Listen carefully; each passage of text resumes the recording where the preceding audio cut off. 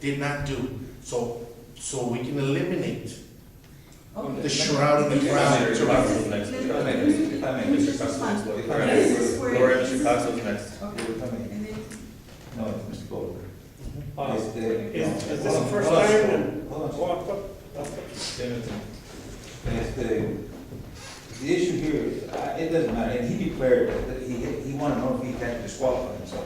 And he declared out front, in front, that he knows this individual, and he's a friend of that individual. So I don't have a problem with it. As far as uncles and aunts and all that stuff, then they're just in law school, you know, the fact that you're not gonna be able to do anything there, so. No, but of course, you have to say, hey, you know, But I can't. do What that. I'm getting at is, I'm having a problem with, we're not basing it on experience. We're not basing it on what fields they were in.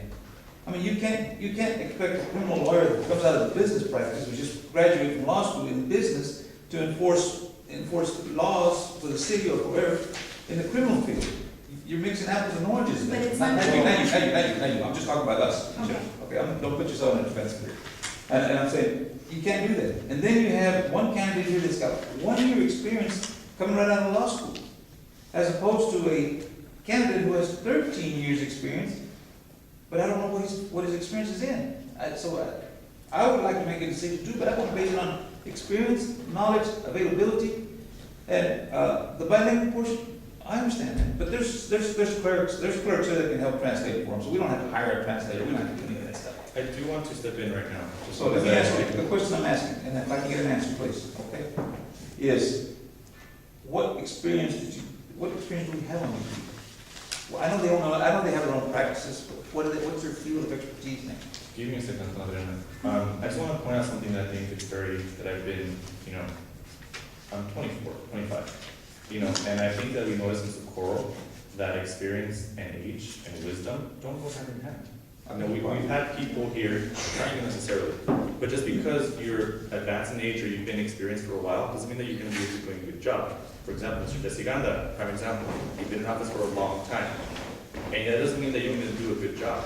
If we're going to be basing it off of experience, so what? It might not be kind of for me because I don't have any experience. I'm glad you brought up Jesse Ganda, but I want to add to that, okay? I'm glad you said Jesse Ganda. Because here we have an individual, we're talking about work experience, okay? And here Jesse Ganda has never had any work. He never worked. All he did was what he did do with the city. So how can you base his experience in life if the man hasn't had to go out and work? So you can't use that. You can't use that. And all I'm asking is, all I'm asking is, what's your experience? What's your field in? and maybe,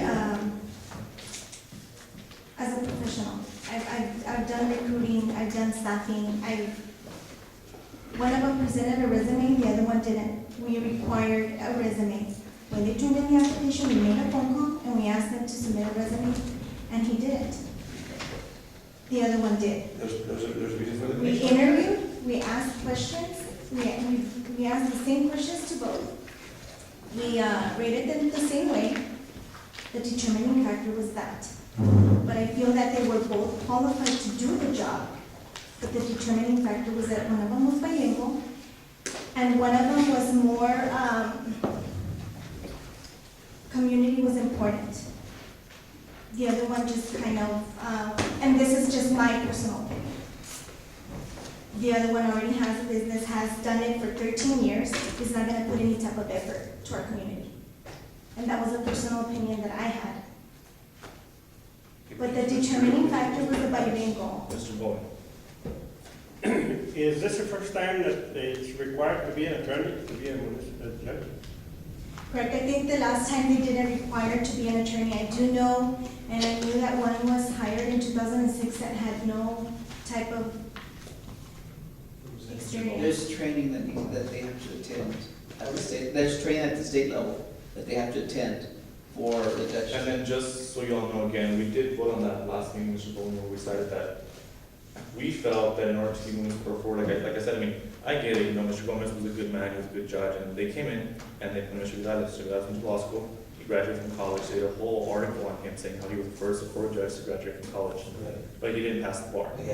And so our rationale was, well, if we're going one step, the next step obviously is to have something to do with a licensed attorney, and that's what we decided last time around, to make it required to have a licensed attorney, because we felt that it was moving Socorro in the right direction. Mr. Perez? And just a point of consideration, a lot of the judgeships, for example, in the state are elected positions. And so you really don't know what you're gonna get either. I mean, in terms of what their qualifications are. When you have a judgeship, it's because you are able to make determinations and are able to be fair in your judgments. And I think that's what we're looking for, someone that can be fair when they discharge their duty as a judge, irrespective of what their specialty is. I don't think we should get hung up on their specialty. Lori? And they interpret the law. I mean, Yes. it doesn't matter what law it is, they know how to interpret the law. They go to law school, and they graduated from law school, so they know how to interpret the law. I was not questioning at all, about the way that they were interviewed or they were picked. And just FYI, the previous council, myself, I was not involved in picking Mr. Vidales. We were not involved in picking anybody, it was the recommendation of the city manager, and that's what we did. As a matter of fact, when that happened, and you were not here, so you don't know this, I said that I wanted Mr. Gomez.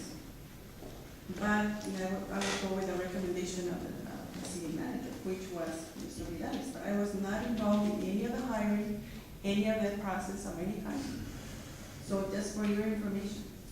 Okay. So can we go ahead and make a motion? I make a motion to approve. Actually, Council, I would recommend that before you act on this item, you hear from us in executive session Okay, so about the status, about Okay. the Currently, current just municipal. all of this, and now, Sorry. it is actually very important to get into. So, Yeah, we'll move to executive.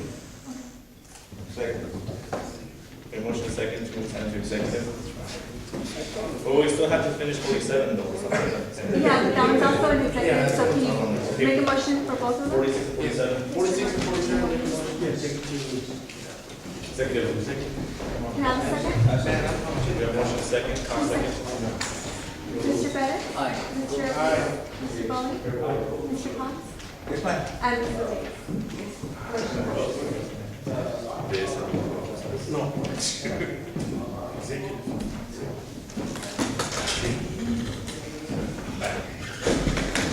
Who has to be up earliest tomorrow? I have to be up at 5. 5 till 10.